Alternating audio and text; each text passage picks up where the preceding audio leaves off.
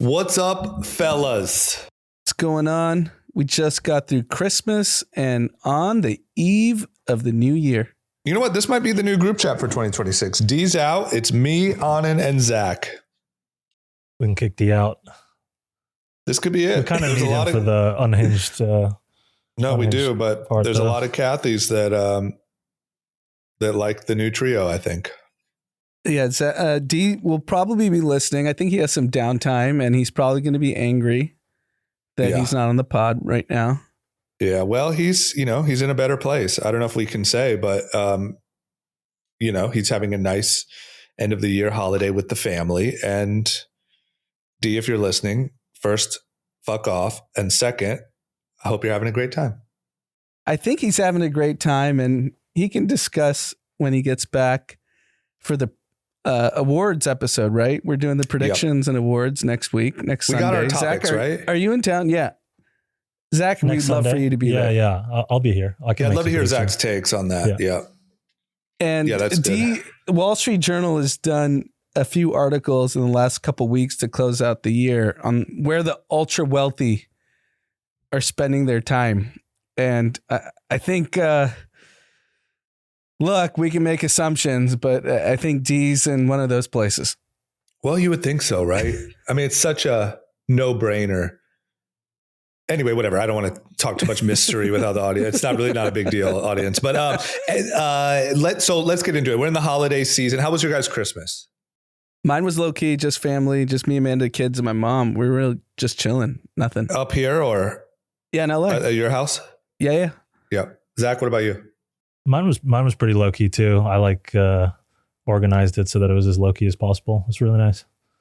No, Nothing AI is crazy. the Antichrist speeches or anything. Oh no, I usually try to run that past my parents every time I'm there, but they are pretty immune to it now. So So when you go to family Christmas, obviously they know you're like super deep in the tech world. Yeah. How much do you have to kind of like filter at the dinner table? I try not to filter. My mom is like on basically the opposite side of me with everything. So nice. It's usually just me and her arguing, and then my dad's pretty much in the middle. So he kind of just watches. Right. Yeah. Where's home, Zach? Can you say? Home's LA. Right. But, Okay. Real home's New Zealand, but home for a long time is LA. Yeah, that's great. I'm so jealous. I'm so incredibly jealous, especially as I get older. Sorry, I know my parents are listening. I love you guys so much, and I had such a great time. But I am so jealous of your families being local. Like, Ohio. You gotta sell, what? You can sell. You could sell your company and just get them a house out here. I know. I mean, it's just like the problem is the flight is pretty much New York distance. So I think I've probably complained about this on the podcast before, but it's not an super easy flight. And it's just far.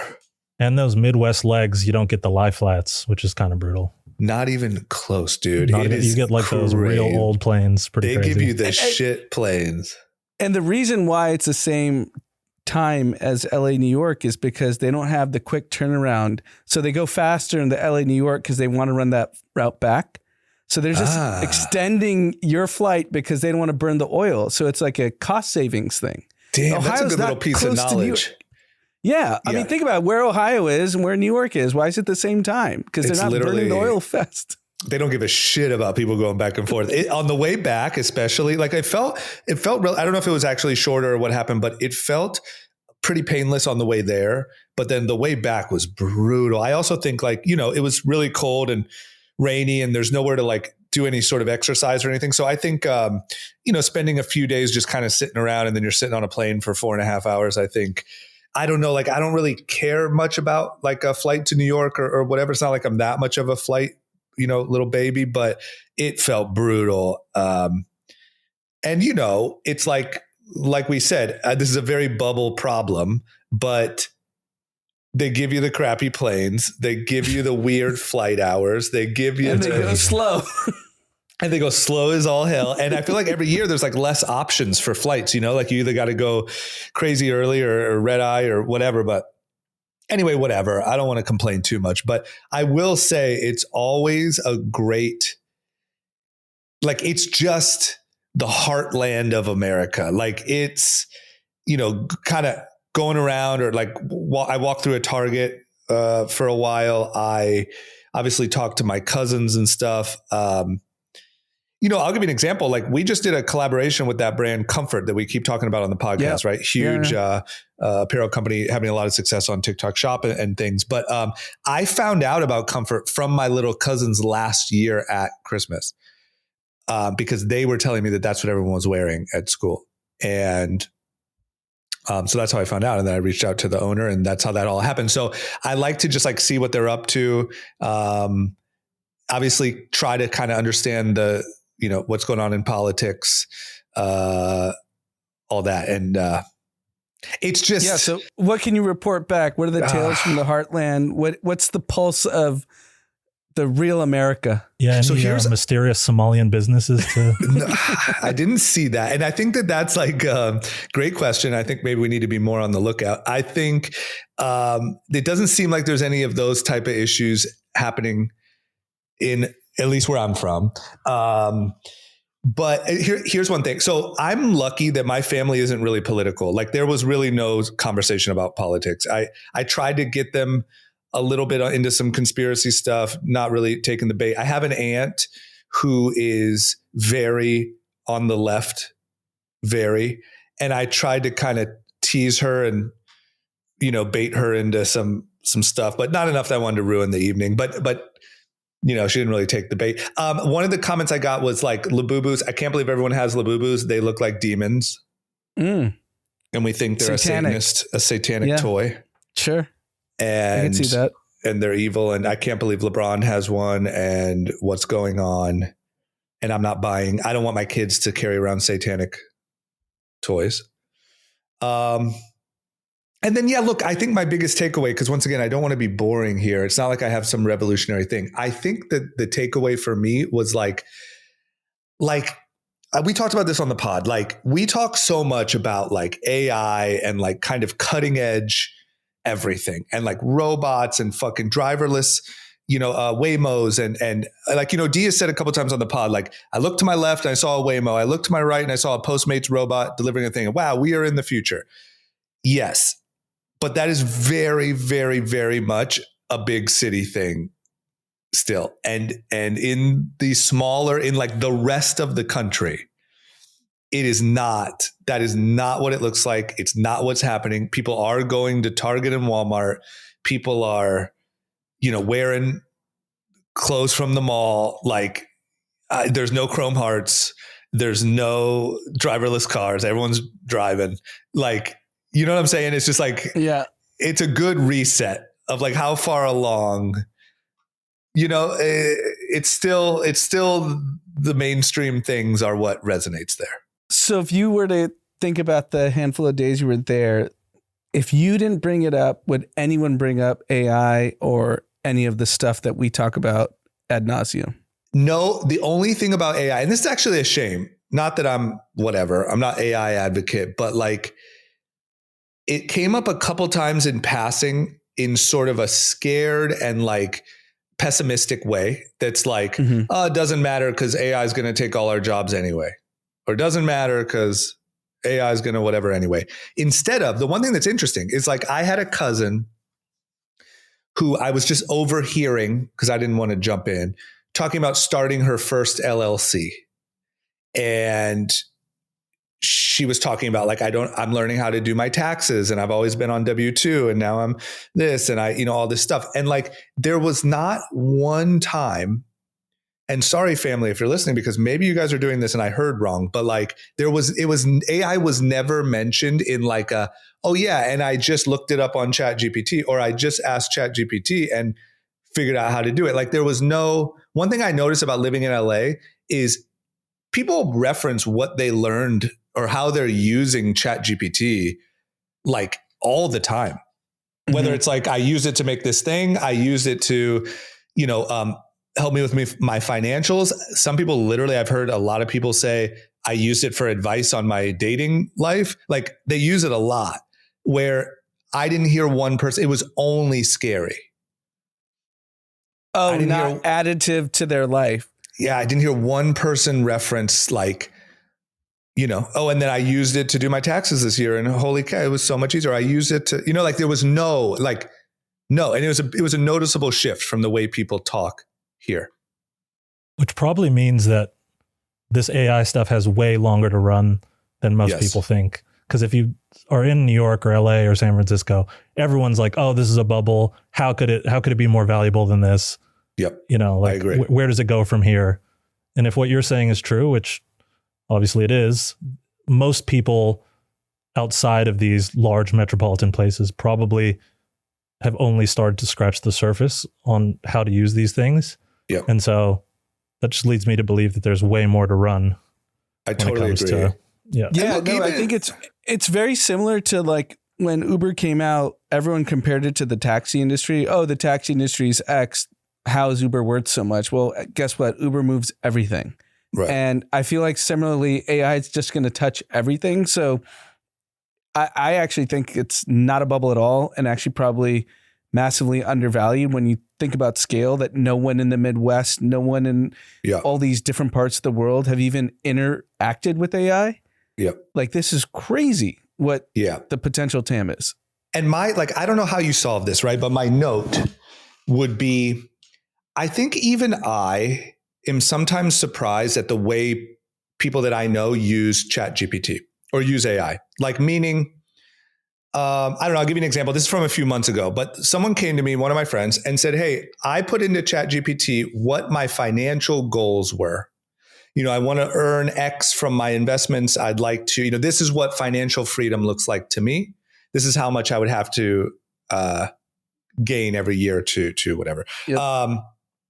And then they put in all of their financial information.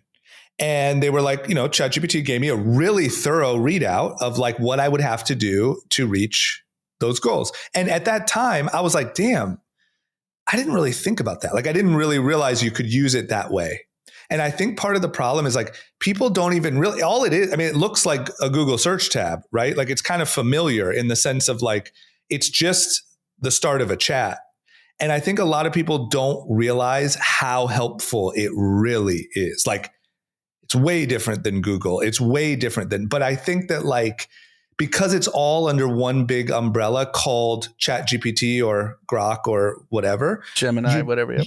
Yeah. You don't even know, you don't even realize how diverse of information it can give you. And from a learning perspective, it prompts you 3 different questions after you ask it something that you probably never even would have thought of.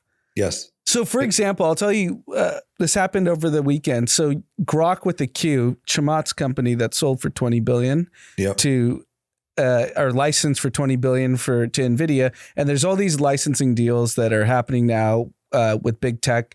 Part of it's mostly for antitrust. You're not on the radar of regulatory branches because it's technically a license and not an acquisition. Anyways, it's kind of become the new fad in big tech acquisitions. And I would say 3 months ago, I would have reached out to Zach or, one of my Silicon Valley friends and been like, "Can you explain to me what the difference is?" Because I actually didn't know. And I just went on Gemini. 5 minutes. I understood. I was like, okay, this makes sense. And I didn't have to ask anyone. Yes. And you know what else blows my mind is how it remembers everything. So you can say like, "Remember when I asked you about whatever? Well, here's a new piece of information. How does that affect it? Or here's my financial planning. And by the way, I just got a big unexpected, deal that went through. I got $100,000 that I didn't expect. How does that affect my financial goals?" Like there's like this relationship with it that I think that it's just hard. If you don't know, if someone doesn't show you that, you don't know that it can even do that. Like, you don't think to go to it for that. And think about, we've all been in dinners where you hear things and you're so insecure about asking a question. You can just go at the dinner table and be like, "What the fuck is this guy talking about?" Yeah, I do it when we're recording all the time. And like when I was like a perfect example is when I was hearing my cousin talk about, starting an LLC for the first time. And rightfully so, she was intimidated and didn't know what the change was. And like, she was like, "Oh, I heard that you can write off, like I can write off my clothes now because I'm a business." Like, and it's just like, if you're in a small town where, keep in mind, she was saying that to my aunts and things and they didn't know. So she has no advice. And now, unlike ever before, you can have that conversation with ChatGPT and not only learn it, but learn way more than you didn't even know you didn't know. And so anyway, that's my case for the not bubble is I think not only has like the penetration not even reached, but I don't even think people realize how powerful these things are. And actually the scary part is there's so much doomsday news about it that it's not like people aren't opening their minds to like how good it actually is, like all the good that it can do for them. It sounds like these big LLM companies, I don't know if you guys remember this, but when like iPhones first came out, and still to some extent, they used to hold like seminars at the Apple store on like, this is how you send a message. This is how you send an email. Sounds like the LLM company should probably invest some money in like some public They literally outreach should. like that. That's what they should do. You're totally right. The Apple Store still has seminars. Yeah. If you go to the Grove Apple Store, I'm sure every Apple Store does. I just go to that one. Yeah. There's seating and there's someone that presents to show new features and how to use the iPhone better than any of the Apple products. But it's also like drama.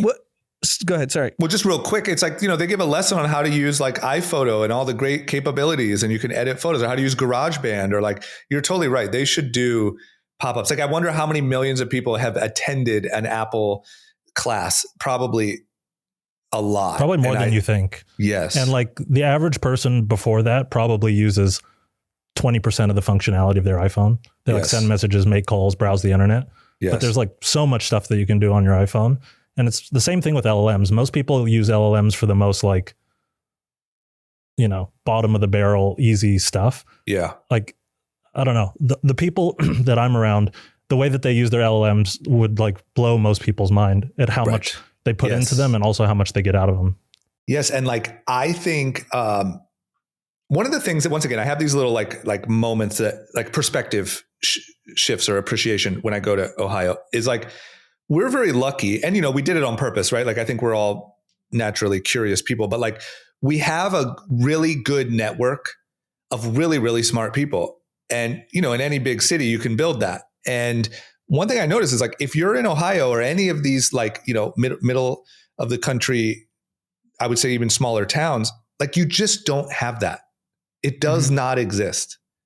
And so what I think people also don't realize is you can just ask the LLMs, what is the best way to use you? Here are the problems that exist in my life. How should I use you to maximize the output that will help me with these things? Yes. Like, I think most people don't even realize you can use LLMs to learn about how to use LLMs. Yes, you're right. And another thing I've seen that's really popular is like people will post on Twitter, like, here's 10 prompts that will change your life. Like it's kind of like the seminar-y type thing.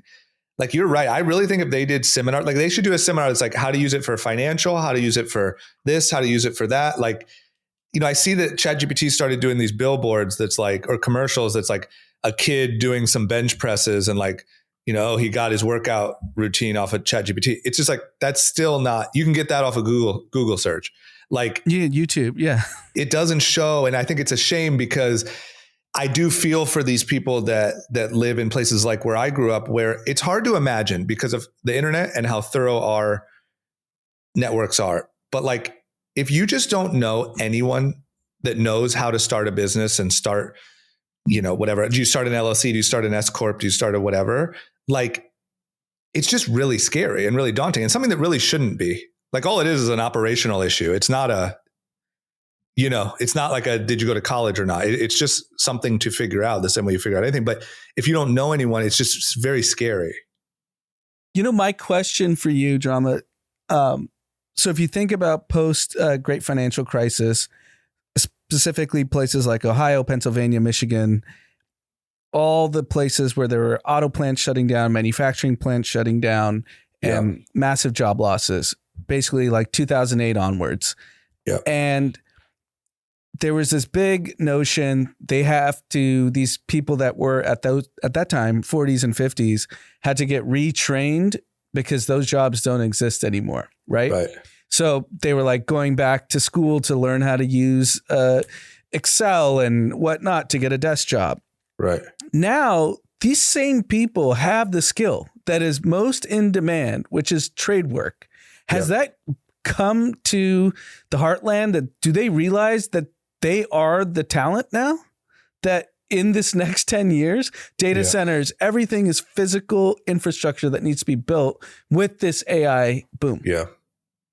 So I think not where I'm from. Now, the other thing I want to clarify is like, once again, this is not a diss to where I'm from. I love you guys and I'm very glad I grew up there. But the other thing I realized on this trip is like, there's kind of like Cleveland or like a city, and then there's the suburb of that place. And then there's kind of like where I'm from, which is almost like pretty small, like suburb of the suburb, like American town. And I would imagine that I don't know how the population is made up, but there's a lot of people in that zone. And I think, to be honest, those are the people that feel the most like kind of left behind. And I think those people are still grinding it out. Like I have cousins and stuff who are doing, insulation and electrician work and all that stuff. I don't think that they're seeing the opportunity of like scale. It's still like hand-to-hand combat. Like, I don't know. I think maybe in some of the nicer areas, like people might own HVAC companies and those sort of things.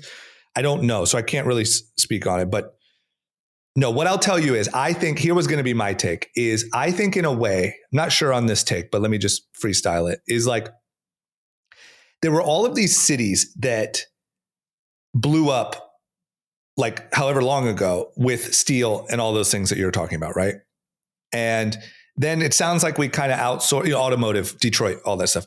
It sounds like we kind of outsourced most of that to other countries. The big mega cities really blew up, because of technology and industry. And of course, that's going to always be there. And it just sort of left all of this area of America like gutted. There's just nothing else came in. Like even around me, even in Akron, it was like big on like Goodyear tires and Firestone and rubber and all that stuff, right? That's all completely gone. So all of my like relatives, like older, aunts and uncles in that generation, they came up like starting to work at those places and then they moved. What I do see is like people are getting really excited about like, oh, did you see that Amazon just bought, however many acres over in Massillon because they're going to build a new distribution center, or there's going to be so I think that there is an opportunity to have this like second wave. And that will affect, like you said, the trade workers and the electricians. But like you really could, like you could see, I don't know how real it is yet. I don't want to get my hopes up, but like all of this talk about all these companies, Apple and everyone investing in manufacturing plants and stuff in the US, you really see how it could, in theory, create sort of a second wave. Yeah, I think it's going to happen. It's just going to be who's going to participate. Yeah. And I think those parts of the country have a massive head start. They just need to be coached on how to use the skills they already have. Yeah. And they probably just need a refresher, as opposed to someone on the coast that is going to be like, I don't even know how to, put together a desk from IKEA. Yes. And like, I'll tell you this, it's a little deep, but like my honest judgment is I think it's more about like, you got to change their mentality. Like, I think there's a lot of places in this country that their mentality, their culture is we are the forgotten about people. Like that is literally the culture. Like they forgot about us, and to try to show them that, hey, there might be another wave coming. Don't miss it because you're so used to being disregarded. That I think is the actual trick, is to like motivate. Because I'm telling you, it's a culture. It's what you talk about at the dinner table. It's what you live it. It's literally just, there used to be rubber here. There used to be steel here. My dad used to work in the whatever factory, and now no one gives a shit about us. And like to try to turn that mentality around, I think. There's an opportunity of hope, in my opinion. Big time. That I think the coast don't have the hope. That's like the reality. In theory, the hope could shift back a little bit more in that direction. For sure. Because I think who's actually screwed are all the people who graduated from expensive colleges with their student debt that live in New York right now and wonder why they can't and think Mamdani is going to help them. That's like the new screwed generation. Yeah, the person with $250,000 of debt trying to get an entry-level marketing job at a company. That person isn't going to have a tough 10 years. Yeah, that would be my guess. I think once again, my view, it's a different bubble, the view from where I'm from, but like the view is that, and please, once again, anyone correct me if, or anyone, in my DMs or whatever, correct me if you see it differently. But in my opinion, like ever since the '08 crash, places like where I'm from it's not gotten better. I would say at best it's stagnated. And I would say in a lot of ways it's deteriorated. But there's not new shopping centers, new housing, new, out here, like you can't turn your head without seeing a new construction on a semi-luxury apartment complex. That's not happening there. There's no developments. There's no new Topgolf. And I just think there's a real opportunity. Yeah. Someone's going to do it, and someone with the vision's there. You don't even need a vision. It's just how do you get the troops going? How do you rally the troops? Honestly, you just need someone to go there and rally the troops. They have the skill. But that's why, what kills me is like, and I don't mean to go this way, but like what kills me, and there's a lot that you could complain about this fella, but like when, let's say Tim Walz, right, in Minnesota is like celebrating Tesla stock dropping. It's like, that's the wrong mentality.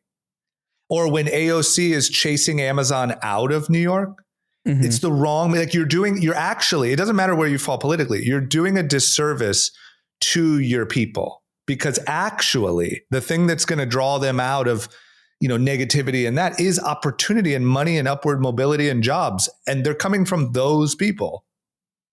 And so like, I just don't see, you can talk shit on Elon or Bezos or, billionaires all day long, but okay, then how is how is this person in Ohio or Detroit's life going to get better? Unfortunately, it's going to be a billionaire that's going to, like, it's going to be a guy with a huge corporation that moves some stuff there. Like that's just what it's going to be. So are you hoping that like, I think that the other side of that coin is like, maybe it seems like it's more polarizing where there used to be a middle, in the sense that it's either going to be, you're going to work for one of these large companies or adjacent to them. So like an Amazon, OpenAI, Grok, whatever, or you're going to have to be more entrepreneurial and figure out sort of like, there's like this deinstitutionalization of capitalism to some extent, where it's like, to your point, a lot of these people were like, oh, without Goodyear, we're kind of fucked, because we had this big institution in this place and we had that safety net that institution would always be hiring. Right. But to your other point that you made, there's people like your cousin who's like trying to figure out how to set up an LLC to do whatever it is that she wants to do. And there probably needs to be like a lot more of that, actually, which is actually what America was founded on, was this like entrepreneurial spirit. Right. So I just think that there's like, I don't know. I think that you're going to start to, I think that the opportunity is actually to just be more entrepreneurial and go out and start your own thing and not worry about having to wait for these large corporations to basically figure out if there's jobs for you in whatever specific town or city or whatever. That's totally true. But my point that I want to add to that, not disagree, is like, either way, all of these massive corporations are great. Like, meaning if you're a small business that sells things, chances are you might want to use Amazon. So you should be cheering on Amazon. Or you're setting up a small business, chances are ChatGPT could help you a lot, or Grok or whatever, right? Like, either way, it's a net positive. Like, it's just the thing that drives me crazy is the mentality that like, it's all bad, or like these corporations are all evil, or the billionaires, or I see head on. Like, let me give an example. Once again, like using my cousin as an example. If the messaging that she received was, wow, AI is amazing and it's the best asset or best tool if you want to start a business, she'd be probably 10 steps ahead and so excited and awesome. But instead, the messaging that they hear is it's evil and it's going to take all your jobs and nothing's worth it anyway. And it's controlled by evil billionaires. And so it stopped her from learning how to use it. Yeah. And it's just like, either way, like abundance is what you know what I mean? Like prosperity, it is a little bit of a rising tide floats all boats. I don't think there's like a mentality that the corporations are just going to eat everyone's lunch and there won't be any more entrepreneurs. I don't think that's true. I don't think that's true. And I think you could like look at history which has repeated itself many times through these large secular shifts to technology. Like I'm sure blacksmiths who made horseshoes probably thought the same way about Henry Ford when he started to, mass manufacture cars. And they were like, fuck this guy. My job's going away because now I have no more horses. The horse and carriage is gone. So I can't put my horseshoes on any more horses. Right. But the car ends up unlocking a massive GDP growth to all of these different countries because now you can transport goods and do all of these different services. I think that most people over-index on not having a clear sense of the future versus kind of just looking at history and seeing there are all these times, printing press, the car, internet, where tons of people were displaced, but it ended up being a net benefit to everybody. And I don't really know if this is going to be any different necessarily. Yeah. And that's where like my one thing that I'm the most passionate about, that who knows, maybe later in life, I'll find a way to turn this passion into something effective, but like, is just negativity is the killer. Like the only thing that kills you every time is the doomsday negativity. Everyone's bad. Billionaires are bad. Money's bad. Wealth is bad. It's all bad. It just kills you. I mean, I am from one of the areas impacted the hardest by the opioid, fentanyl. That's all just a lack of hope. I mean, obviously there's a lot to it. It's very nuanced, but like I would say at the core of it, the reason why that area is so affected by it is that's the area who was kind of stripped of hope the most. And I just think like anyone in leadership or power or trust or authority that gives doomsday narratives or, kind of a disdain for success, I think there's a lot more guilt on those people's hands than they even realize because they're just trying to get elected and speak to, the way people are feeling today instead of telling them how they should feel tomorrow. And I see it ruins people's lives, like just the negativity, the lack of hope.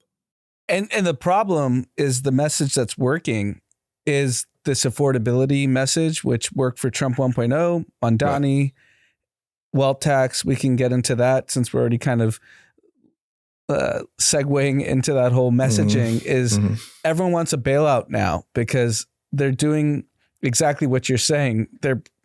They're being predatory on the negativity sentiment that you can't afford your life and saying like, hey, guess what? You can't afford your life. You're right. You don't need to actually learn these new skills. You know what we're going to do?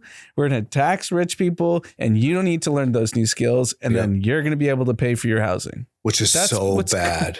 That's what's going on. It's so bad. But it's working. But this is what's crazy. If I put your leg in a cast for 3 months, it would atrophy and you wouldn't be able to walk right after 3 months. Nothing was wrong with your leg.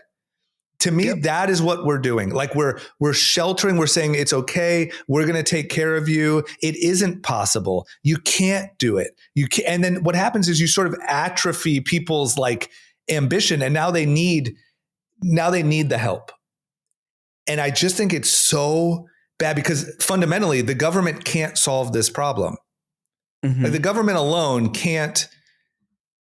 It just doesn't work. Like that structure has never worked. You can't just have a bunch of people that are, essentially like what the whole country's on welfare, or UBI or whatever. It's so bad. It's so bad. I know why it works, but man, the real message is like, look at all these great tools, look at all these resources. I mean, I don't know if there's any data to back this up, but I would imagine it is statistically easier to start a business, than ever before in human history. I would imagine it's easier to. There's never been a more level playing field than it is today. Right. But you don't need to go to Stanford, Harvard. You don't even need to go to college. And you can have the exact same skill set as anyone with your freaking phone. Android, iPhone, does not matter. Anyone can do it. But nobody's saying that. You know what I'm saying? It's either like sort of the left being like everyone's evil and success is bad and we're going to take care of you, and the left being, or the right being like shut the fuck up, I guess. Like they're not really even communicating it that well. I think, to be honest, they're doing a lot of like golden age and everything's good, but you're not really explaining to people how to be a part of it or why it's, what exactly. But yeah, I just, every time I visit Ohio, that part, that is what I come away with is like, man, it's just sort of a shame. Like there's a lot of the mentality of like, everyone forgot about us. No one cares. all these evil rich people are taking over and we're just left here. And I think it's terrible. Yeah. All right. But listen, other than that, great trip. I didn't mean for it to be a downer. I had a great time. I saw my family. I love them so much. Everything was great. And yeah, it's pretty wild. Like my little cousins who like were always babies, now they have babies. And That's crazy. yeah, it's because I remember when we started Reckless, you'd be like Santa Claus bringing your cousins, your little cousins who were probably like in junior high at the time. Yeah. Now they all have babies. Yeah. Now I'm taking them little, things and whatever, but it is, it was great. Contrary to everything I just said, that sounded like I was complaining.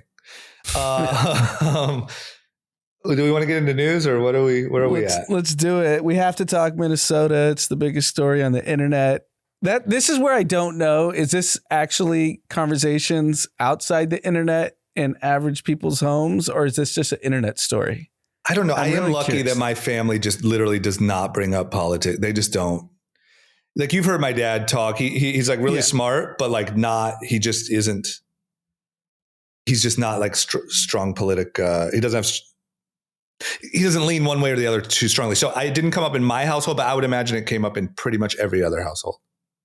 Well, I think that the critical mass for people caring about this actually happened like 2 days ago when that one kid dropped that documentary.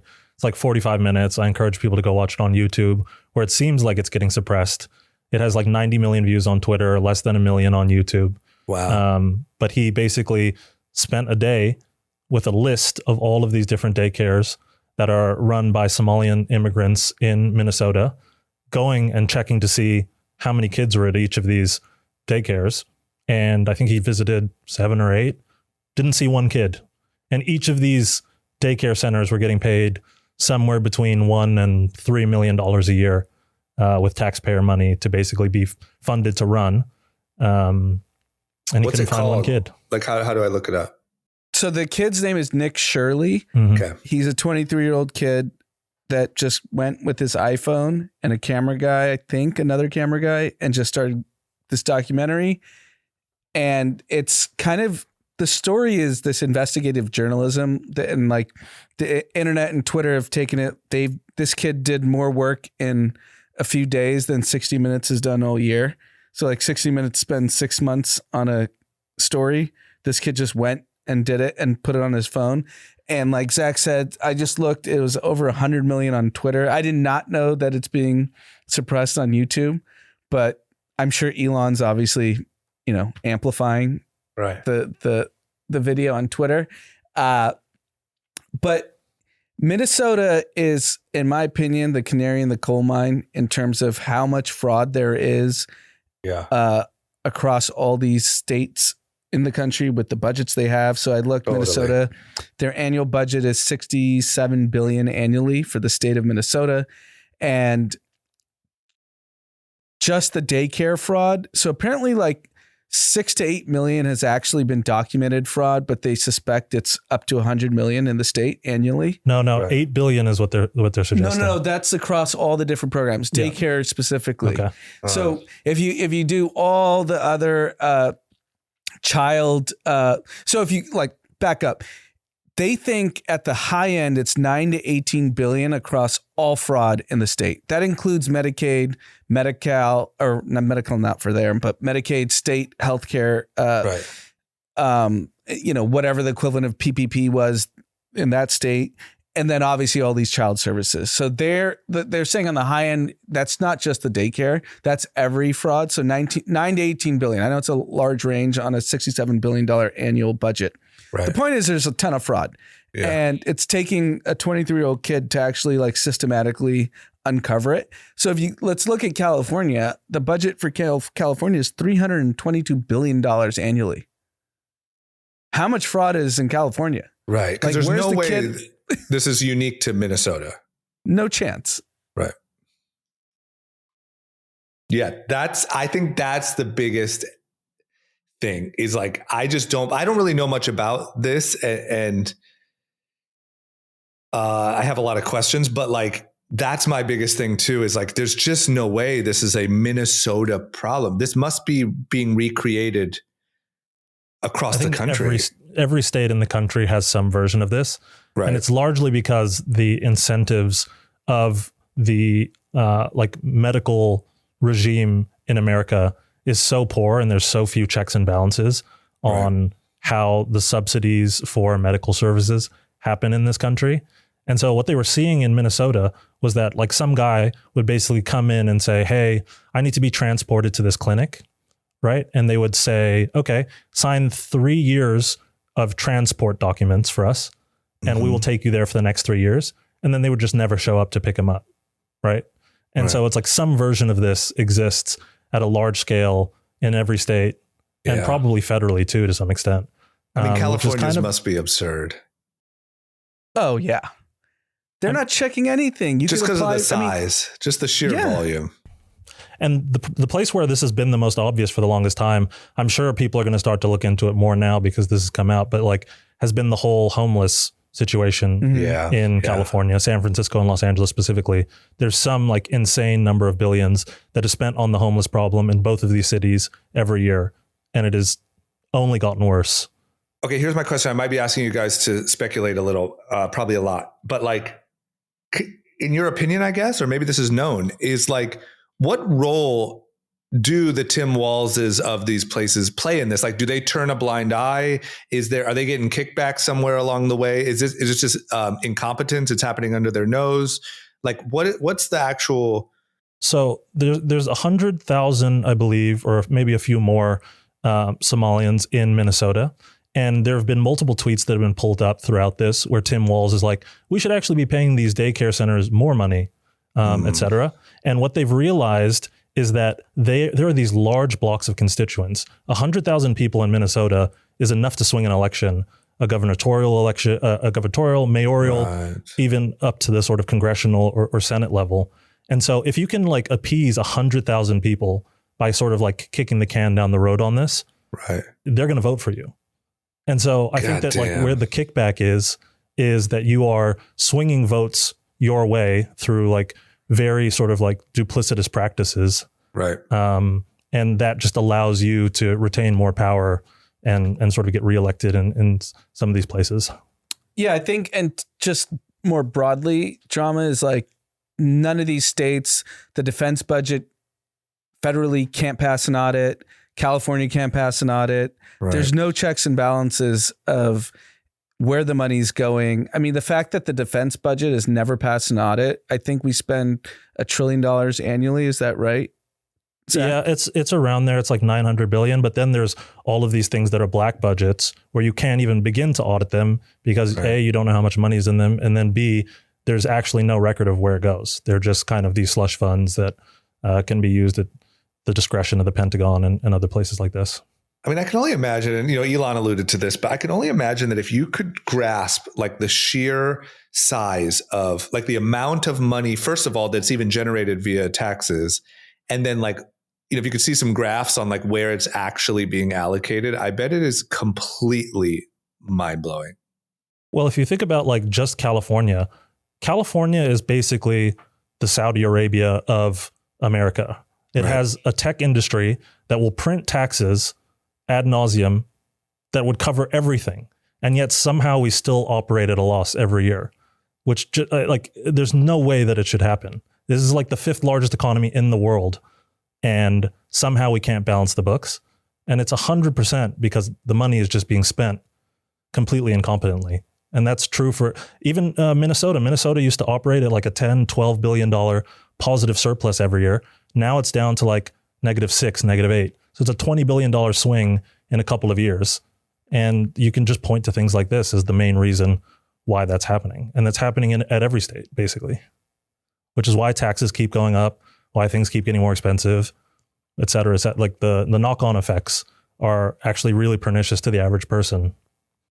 Do you think it's a right or left issue or no? I think it's a bipartisan issue. I think both states on both sides of the aisle fuck this up. Yeah, I don't think there's a state in across the 50 that can't have a similar percentage of fraud. The only one that I think is doing kind of okay, because they're literally giving their people who live in the state an actual dividend, is maybe Alaska. But Alaska Right. has so much natural resources that they can just, continue to take oil and all these other things out of Alaska that they can pay the people that live in the state. But the 49 other states are basically completely fucked.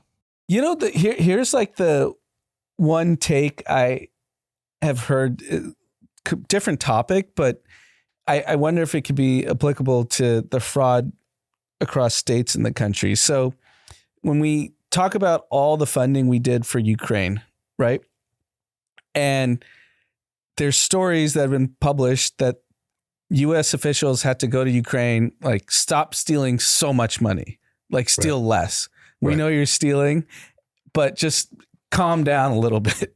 Right. Effectively what they sent people to Right. Ukraine, to their senior officials. That's proven, right? Like And that was in an email leak or something? That was in a Wall Street Journal Yeah, article. okay, yeah. It's not like, this is not like some conspiracy theory. Yeah, I just forgot Like, where it they came from, but yeah. Yeah, it was like I mean, mainstream media, put it Yes, that way. yes. Now we can question what that means at this point, but Sure. it was definitely in like a national publication, Yeah. and anyone can Google it. So my point is, there would be like some geopolitical think tanks that say, guess what, guys? Yeah, the world's ugly. This is the cost of doing business. But guess what? The U.S. has to show up for Ukraine because we can't let Russia to keep charging through Right. Eastern Europe. And guess what? There's going to be fraud and waste along the way. And yeah, these Ukrainians are going to have Veyrons in Monaco and Right, Bentleys in Dubai, but we just have to do it. That's kind of what the response was from like people who have been in this geopolitical world for the last 30, 40 years. So Yeah. I'm curious, is this like what we do in states? Like, guess what? There's going to be fraud, but guess what? California's still a nice place to live. Yeah. Yes. I think ever since we sort of like depegged the dollar from gold and Yeah. just made it sort of this like amorphous thing that you could just print infinite of, the United States point of view on most problems is just throw more money on it because we can Right. just make more of it. Like just throw more money at it. We can make more of it and it doesn't matter. But like it's starting, the cracks are starting to show. Inflation is insane. People are slowing down the buying of our treasuries. A lot of money is moving into things like gold and silver. Silver just went on like a crazy run, which is, if you're a student of history, that's never a good sign. Right. Like the central banks of the world in places like Turkey and Nigeria, they just print so much money that it just becomes worthless. Right. And America, and at least in my perspective, is kind of heading down this path because there's no checks and balances. There's no pegging of the dollar to anything. So you can effectively print as much of it as you want. And so, for way too long, our answer to everything is just throw as much money as you can at it. And it's really, really bad for the average citizen, I think. I just don't see how like you can solve this. Like if you talk about everything that you just said, Zach, about getting off the gold standard, but then if you add on top of that, like I think that fraud is like fundamentally baked into our way of doing things. Like I don't think it's even, you can parse it out. And not only that, I don't think anyone in position actually has the competence to do it if they had to. Like I think it's not how you play the game. Like the actual game of politics is like get elected. And any funny business, fraud, whatever, that happens. Like this stuff just doesn't seem solvable. Because if you think about just nationally, I think the number is over 50% of employed people are either government jobs or the beneficiary of a government contract to a private company that is employing people. So 50% of the country is employed by these budgets effectively. Right. I think the number for Booz Allen is Booz Allen's a private consulting firm. 98% of their money is government contracts. And then there's all these NGOs, which is like a whole other rabbit hole, which are non-government organizations, but effectively they're one single customer or the one single person putting money into these things is the US government. And those, like the auditing on those is probably even worse than the auditing on the USPS or any of these government organizations that are really poorly run. The DMV, like the crazy part is we give infinite money to all of these things and the experience is absolutely terrible at all of them. Like, I don't know if the last time you guys went into a USPS or DMV, but it's just the worst experience ever and everybody accepts it. And it's just like, oh yeah, it is what it is. You go to the DMV, you're just going to have the worst time ever. But that actually shouldn't be the way that it is. Right. We just accepted it. Everybody has just accepted everything. It's an interesting study on like why, like, I don't know, I guess you could call it free market or you could call it whatever you want, but like a business having to make sense matters. Like, you know, it's like your P&L having to check out matters. If it doesn't, like, I'll give you an example. Like, there's a lot of like early venture backed, I'm not talking like big tech companies with like experts. I'm more talking about like, you know, first time or second time entrepreneurs that have like a bunch of venture money and are just ran like absolute shit. Like, it's a common thing, right? It's definitely not everybody. Okay, maybe it's most. Okay, you can do that. Because there's this issue of like, you just have someone else's money. And so the actual, you know, discipline that it takes to be profitable is really hard to get to. Like, it's a common thing. I see it a lot with like the way people work with like service companies or contractors or agencies, like in LA, right? But the point is, that's a really small version of that. The government is just like, yeah, keep fucking it up, keep letting it deteriorate, and we'll get a bigger budget next year. But the only thing that can happen is deterioration. Well, at least in the venture example, the trade-off there is the growth, right? Like, these companies are growing really fast. Maybe the sort of like P&L doesn't make sense, but the trade-off is that they're getting much bigger, much more efficient over time. And the idea is eventually that they'll turn a profit. I think Amazon went 25 years or something without ever turning a profit. Now it's one of the most profitable businesses ever. So at least with the venture-backed businesses, they are growing and getting better and getting more efficient over time. At least that's the thought. You look at any of these government organizations, they are only getting worse. Year over year, they are only providing worse service. Yeah, and look, my example, well, just real quick, is like, I don't mean like Amazon and stuff. I mean like, you know, that apparel company that got funding in LA. What I'm saying is like, the reason the ones who grow keep growing is because if they don't keep getting money. The investor money runs out. No one else is going to invest in them. They die. That's the natural, that's how it should be. Survival of the fittest. The government is that you keep running it worse and you keep getting bigger checks.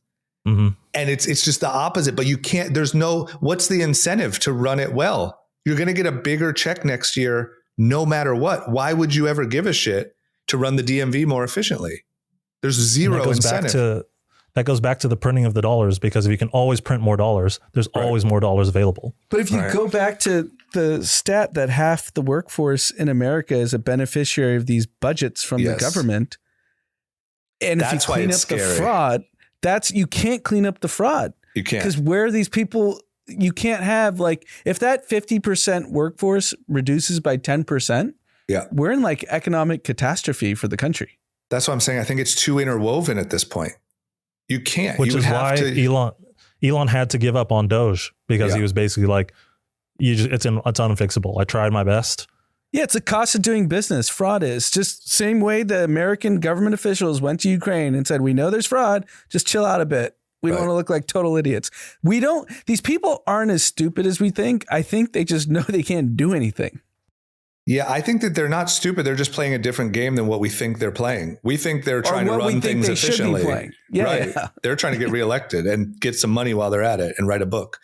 I just think, like, because even in my head, I was like, oh, well, I guess maybe AI will be the solve for this, right? Because essentially, I feel like AI is already, or will be soon, good enough that it could manage a state's books very easily.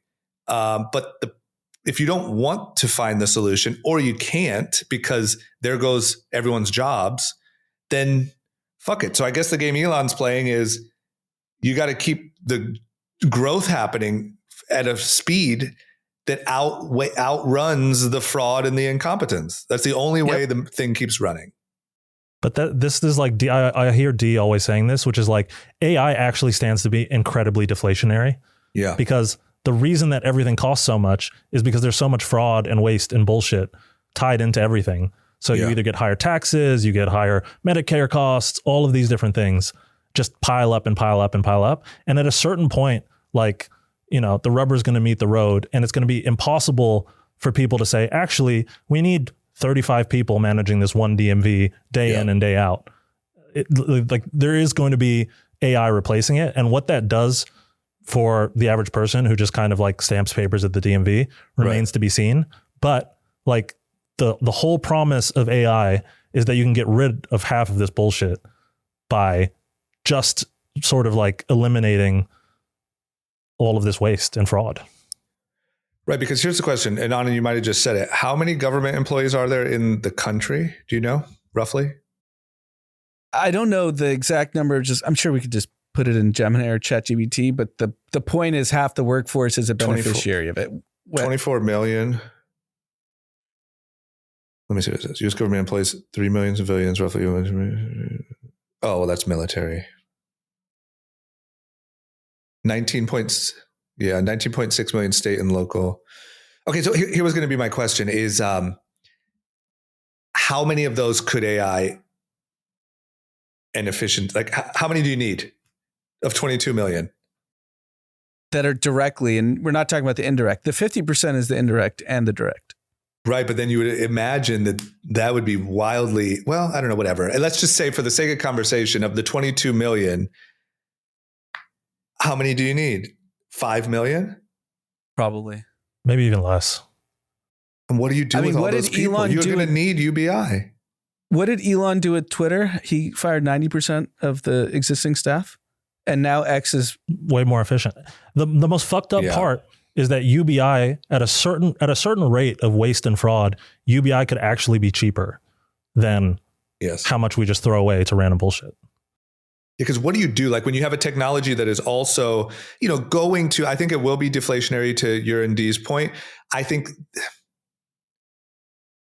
look, I guess you can't say for sure that it's going to take jobs, but it's definitely going to change a lot of them. And then if you got rid of these government jobs, like the reality of what an actual efficient government looks like is just so wildly different. And I mean, all you have to do is talk to somebody in a place like Dubai, for instance. Like if you need a permit for anything in Dubai, you can get it like the same week, especially if you're doing something like entrepreneurial or like stands to make Dubai better in some kind of way. Like there is no regulatory red tape around basically doing anything out there. Especially if you're an Emirati. And like realistically, that's how society should be run. It's insane that like the burnt down like buildings in the Palisades still don't even have permits to rebuild. It's just waste and fraud and incompetence. Okay, I think we should shift because it's kind of tied in, but this billionaire tax topic, right? Because I think, like, I know I'm kind of repeating my complaints, but like, to me, the real issue is everything we just talked about for the last 20 minutes, not the billionaires. But somehow this topic of billionaires and billionaire tax and all this stuff continues to get, like you said earlier on, and more popular. And this type of thinking is very much the Mamdani thing, very much the AOC thing, the Bernie Sanders thing. And it's really gaining, it's already popular, but really gaining popularity. And now there's this, is it proposed or is it official? It's proposed. It still has to pass various levels. And it's a California thing? It's a California thing. Right. And my whole thing about this is like, if you want to bring in more money to the state, this is like the single stupidest way that you could possibly approach this, because the thing about billionaires is they have unlimited access to go do whatever it is that they want. And to like just sit here and imagine, oh, they're just going to sit here and allow themselves to be taxed and not move their assets offshore or do any number of financial hocus pocus that can get them out of this. They have unlimited money to spend on lawyers, accountants, can buy houses anywhere, can do anything that they want. Yes. It's like literally just trying to appease a very non-informed group of voters where it's like, oh, we'll tax the billionaires.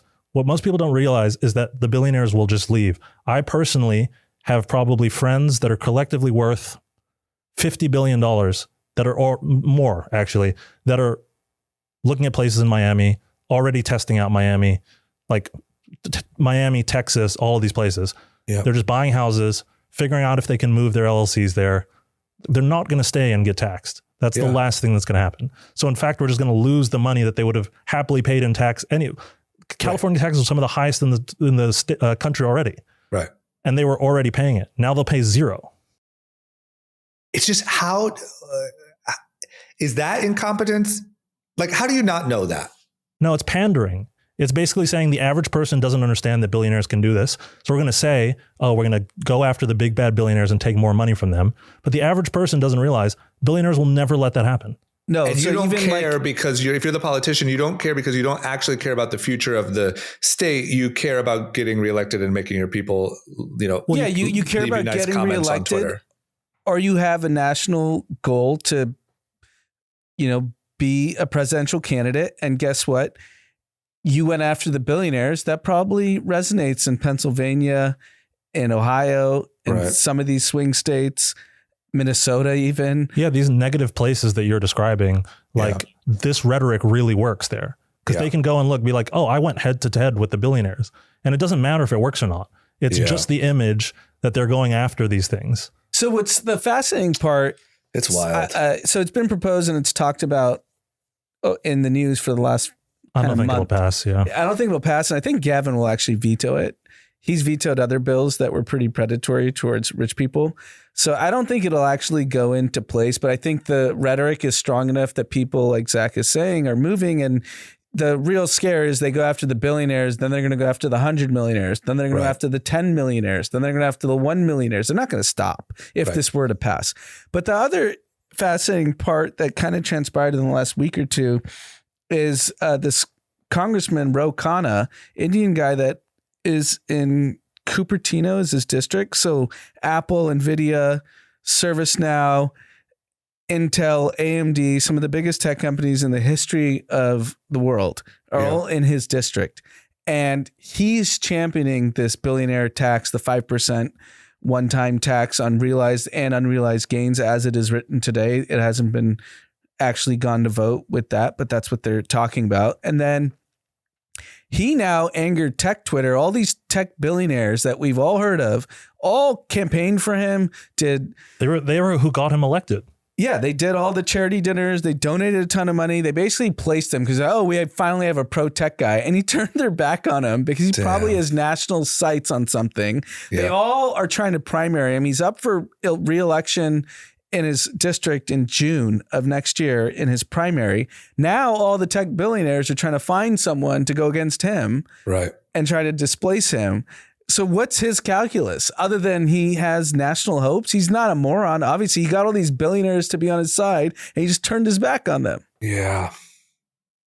That's what I don't get. I mean, maybe they see a plan. Look, I will say, they've had a lot of success on the the other guy strategy, anti-Trump, anti-billionaire, and it's like, look, your plan doesn't make any sense, but whatever. You're getting all the attention because you're anti that thing. And maybe they really think in their playbook, and it could be like, who's going to be the Democratic nominee? It's going to be AOC or Gavin Newsom, or it's going to be. What I think it's going to be someone with that message. I mean, what I think is happening is people looked at Mamdani and were like, oh my God, look, this random guy who had no political background went out with this message and won one of the toughest cities to win in.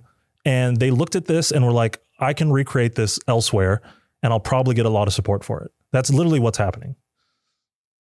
That you're right, because I think everyone looked at Mamdani's campaign and thought too aggressive. And then he won and everyone was like, holy shit. Yeah. There are so many other places that this playbook can be run and have a really good shot. I think you're right. Because that playbook, I think that playbook, once again, just guessing, I think that playbook shocked a lot of Democrats, even politicians. And damn, that shit worked. This guy had no experience and was a little wild. And I guess that's our route. He came out of obscurity. He was polling at 1% to 2% when he started. Yeah. And he won the biggest city in the country and the most important city in the world. Well, there you go. That explains Ro Khanna to me instantly. Right. But I guess the point is that there's going to be a lot more Ro Khannas and a lot more Mamdanis, because I think that, to your point, the negativity throughout the country is so high that this is just exactly what people want to hear, even though it doesn't work. And even though it's actually going to make their lives worse in the long run, it's just what they want to hear in the short term. It's just if you had a friend who was heartbroken or depressed because they lost their job or whatever, you would never go over to that friend's house and say, yeah, you know what? It is unfair. You would say, come on, man, fuck that. Fuck them. You got this. Get up. Let's go work out. Let's go talk to some girls. Let's go. Like, you would build that person up. You would not tell them that, yeah, everyone is doing you wrong. And you know what? Just come with me. I'll save you. It's like, it's such a like taking the knees out from somebody approach. Like, there's no, it's like, yes, you are a victim. Yes, it is unfair. And I'll save you. But the even worse version of that, which is like also true in these situations, is I will save you, but they're fundamentally lying, because they're like, oh yeah, I'll save you, and maybe they help you out for the first year or first couple months of you feeling like shit, right. And then all of a sudden they're gone. They're on to new political ambitions. They're on to like the federal level where they just don't even care about the sort of wreckage they leave behind. Like if Ro Khanna wants to run for some federal position, it doesn't actually matter what happens in California in 2, 3, 4 years, because he'll be on to the next thing. Yeah. And so that's the most fucked up part about it, is that you're trading long-term stability and benefits to the people that you're talking to for this like short-term appeasement. Yeah. Trump 1.0, he mastered it. That's how he got elected. He went and said, I'm bringing jobs back to the heartland. I'm bringing manufacturing jobs. I care about the farmers. That's how he won in 2016. Mondani's just the next iteration. It just so happens to be a Democrat. I would suspect whoever's going to run on the Republican side is going to have that same playbook. I do got to say, they can't. I don't think the next guy on the Republican side can bring the way Trump. He was so popular. He could bring David Sachs and Elon and all these tech like geniuses. Right. I don't think the new Republican can. Trump just had that much kind of, power socially in the country that he was able to do whatever he wanted. I don't think the new guy can. They're going to have this socialist message. Yeah, I wonder. You might be right. But my question is, does it not feel like at least Trump, I'm not saying it'll necessarily work, but like with tariffs and with all these deals and with pressuring the shit out of all of these huge US corporations to bring stuff back to America, like it seems like there's actual tangible attempts being made at looking out for Americans. No? Or do you think it's all bullshit? Like as opposed to like, we're just going to tax them more. Like instead you're at least punishing other countries and trying to get people to onshore, trying to incentivize them to, look, I'm not going to punish you, but like you got to bring jobs here. At least it's like there's a plan. If you just tax the billionaires and chase them out of your state, that's not a plan. Yeah. I don't know. I think no matter where you stand politically in this administration, I think either side, Republican or Democrat, is going to have to use that playbook. It's working. It's working everywhere. Yeah. And I think the terrible thing is like, it's sort of like a drug, like it's going to work. And then the next person's going to be a little more extreme and that's going to work. And then, and cause every time the people of these states or this, whatever, like are just more, like you said, like they leave their people behind for hopefully for them a higher job in office. But then now the people are even more, fucked up. And so the next person just has a stronger message about whose fault it is. And then they fuck it up. And then the next person just has a stronger messages about who to blame. Like it's a slope. You just don't, who pulls out of it?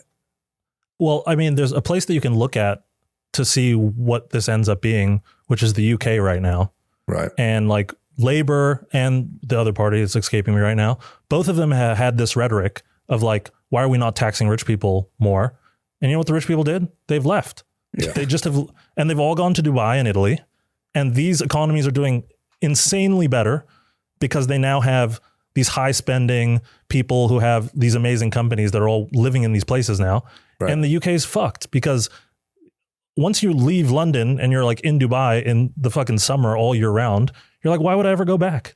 That's the problem, is once you kick these people out, they're going to find lives elsewhere and they're going to become adjusted to them. Right. And then the idea of them ever coming back is going to be like, why would I ever go back?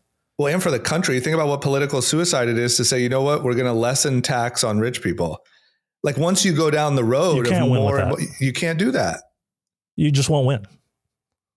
Right. So where does it end? It's just everything becomes it the only UK, gets worse. And Dubai is just popping. Yeah. I think Dubai, Miami. I mean, you can see where this is all going. Yeah, London or Dubai's the new London. Miami's the new New York. Who would have thought that all the places that were the biggest just for like vibes were just gonna, they were the. But if you think about what rich people want, that's all they want. Good vibes. I know, but when you match good vibes, if you just have good vibes to offer, it's one thing. But when you can offer good vibes and like an incredible, tax rate and future, it's like, shit. There was a stigma 10 to 12 years ago. You're going to Dubai if you're like a hot girl. Yeah. The assumptions are like rampant. Yeah. Now you're just smart and you care about your future. Yeah. What the fuck? It's like, oh no, I'm actually going for LP meetings. Literally, or like I'm just going because that's where all the fucking, that's where all of the forward thinking men and women are. Yep. I don't know. Where am I going to go? God. Portland? Protest for a living? Which is possible, by the way. The only upside is the memes on the daycares have been incredible on Twitter. I got to tune in. I've been. Yeah, I mean, it's a good, you have 5 minutes to spare. You'll be laughing. You know what the other thing I saw right before I came in here is that apparently the next shoe to drop after Minnesota is Columbus, Ohio. No way. Yeah. Look that up. Look up Columbus, Ohio daycares on your Twitter. Okay. And apparently that is the next. There are people now going into all of these different, because all of this stuff is public record. You can see how much the government is subsidizing each. Dude, I saw a tweet, now that you bring it up, Zach, that someone had a daycare in Ohio and then they went on Google Maps and it was a smoke shop. Yeah, exactly. Columbus, Ohio is the next shoe to drop. I did see that. Bro. It's everywhere. It's every fucking, that's a Somali thing also or no? No, that's just. Unsure if it's Somali. Somalis are mostly in Minnesota. That's like where the largest contingent is. And how did they become the owners of the fraud there? How did they? It just spread through the community? Enterprising.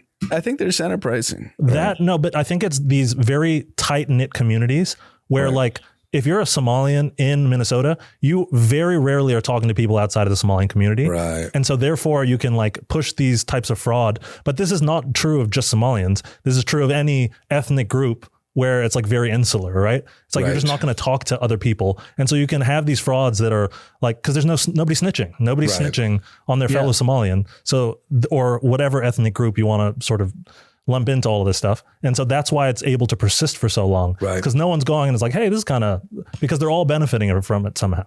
It's just funny how like, and I don't think this is stereotypical. I think it's just true, but correct me if I'm wrong. Like there are a lot of these little industries that certain races or ethnicities like take to. Like I don't want to name any because I don't want to get in trouble, but like, you know what I'm saying? Like there's certain shops that are a bunch of people from one country or a bunch of like, and I feel like it's the same thing. Like you kind of learn legally though, the old school way that like, oh, go to America and open a laundromat. There's an opportunity there, and then it spreads through that community, and more people come, and now all of a sudden there's a bunch of laundromats. I mean, I'll give you the Indian example because I can say Gujarati Indians do motels. Every motel is a Patel. It's like a known thing. Yes, thank you for saying that. Perfect. And you move from India, you come here, and you have a motel. Right. So now in 2025, you move here and you do fucking daycare scam. Like it just feels like that. Like it's like the new thing is like, what fraud can you get in on? And then it spreads throughout the community as it would. And now it's the opportunity. There's a great documentary as an aside about how every donut shop in LA is run by like one Cambodian family, basically. Yeah, I love that. I highly recommend people looking at it. It's actually pretty interesting. Right. But that just sort of occurred to me, even though I guess it's common sense. But is that not the same thing? Like it just spreads back home through the community and they say, hey, there's an opportunity, uncle, whatever's making a killing over there. And then you come over and open your own. But the most fucked up part about the Somali example specifically is that if you follow the trail of money long enough, it ends up in African ISIS, Al-Shabaab, random Somali pirate groups. That's why the federal government's involved. That's why Kash Patel, the head of the FBI, is sending the FBI to Minnesota because they found the money trail, like Zach just said. Right. And now it's a federal problem, not a state problem. And now Minnesota autism dollars are funding pirates in Africa. That's sick. That's so 2025. Is it true that the estimated total number taken in fraud is like higher than the GDP, or was that a real thing? No, that's the entire state potential fraud. That is not the Somali fraud. That includes Medicaid, everything. And the GDP of Somalia is 12 billion. Right. The potential max fraud in Minnesota, but this is all fraud, not just I see. Okay. This stuff. 18. This is where the Twitter takes kind of liberty on the memes. Yeah, I just saw the headline and that's why I asked. I've learned not to. It's a highly insensitive way to talk about the topic, which obviously, as we know, gets clicks. That's right. But you know what is crazy? Have you seen the new Minnesota flag? I haven't. I encourage everybody to go look up the new Minnesota flag and then put it side by side with the Somali flag. No way. Just tell me what you see. You're kidding.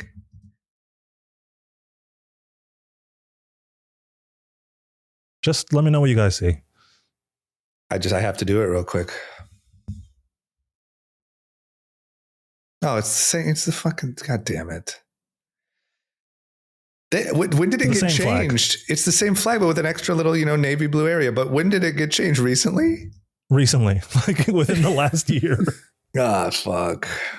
This is wild. It's wild times.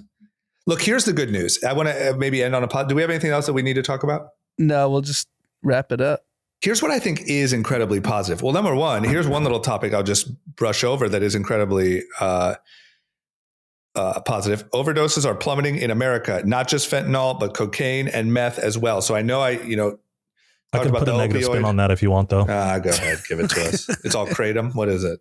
It's not kratom. It's this new drug called Tranq, TRANQ. I've never heard of it. And if you were to look up amputations over the same time period, they would be up some ridiculously insane amount, because there's a cheaper drug than fentanyl now that gets you more fucked up that most of the like really hardcore drug addicts are doing. And it doesn't kill you, but it does make your musculature basically rot.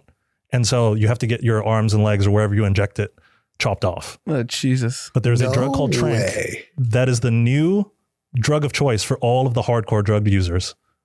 Bro, you are so on the cutting edge. The fact that you can tell us about the newest missiles that we just shipped overseas and fucking Tranq is crazy. Look up Tranq. It's fucking nuts. Oh, God. Okay, well, Zach fucked that one up. Here would be my positive spin. My positive spin is I do like the fact that, like, look, I think obviously we talk about this a lot. Fucked up shit has been happening forever. But the fact that, like, because of the internet and even phones and like anyone can research this fraud and people can go in and film the daycares that are actually vape shops. And like, there is a fundamental like urge to get rid of this shit and like do good, by the people. And like the fact that, now I feel like you guys just mentioned Columbus, Ohio, like people are going to start looking into all of this. And it just feels to me like, I don't know, at least things are a little bit more even with the internet. Whereas before you could just bury this and there's nothing you can do and the news isn't going to talk about it and nothing you can do. And I don't know. At least you can get eyeballs on it. Yeah. But it remains to be seen if you can actually get it to change. True. Like, which is maybe even more fucked up. Right. Tim Walz might be the Democratic nominee and, he could potentially win. He's 66% on Polymarket that he's going to get charged with a federal crime. Yes. Which I would go long on. Wow. Okay. Well, there you have it. Anything else? We're good? No, we're good. I think we're just teasing the next episode, which is winners, predictions, losers of last year. Yeah, that's going to be a big episode. One. That's next week, next Sunday, next Sunday. Yeah. Yeah. Wednesday's New Year's. So no pod until next Sunday. Right. And, if for anyone who's new here, like not only is it really fun to just try to predict, but, you're going to hear a lot of, probably D bragging about what he got right. We're going to recap, what our opinions were or our takes were for this year. And then, set all of our predictions. And Zach, you think you'll be able to join probably? Yeah, I can join. Hell yeah. Okay. Well, that'll be next Sunday.